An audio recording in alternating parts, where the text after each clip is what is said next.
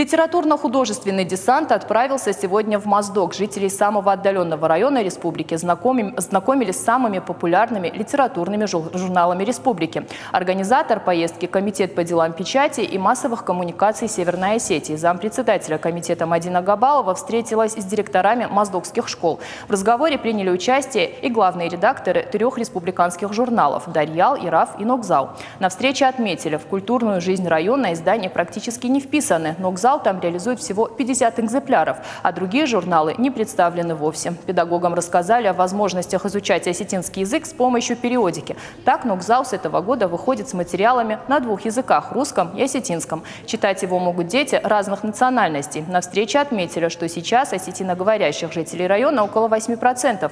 Также моздокчанам рассказали о подписке. Она на журналы совсем небольшая. Редакционная цена на Дарьял всего 300 рублей в полгода. Нокзал стоит еще меньше – 264 рубля на 6 месяцев. Причем подписаться можно непосредственно в редакциях. Каждый новый номер подписчику доставят прямо домой. По словам организаторов встречи, сейчас самое время расширять границы взаимодействия с районом. Мы считаем, что это поможет интегрировать детей разных национальностей, проживающих на территории Северной Осетии, в нашу культурную среду, поможет им знакомиться с национально-культурными традициями народа, больше узнавать вообще о народе и, конечно, развивать интерес к осетинскому языку и учить разговорный осетинский язык. Также Мадина Габалова и главреды встретились с главой Моздокского района Анатолием Гугиевым. Он поддержал инициативу комитета, уверен, распространение печатных изданий принесет только пользу.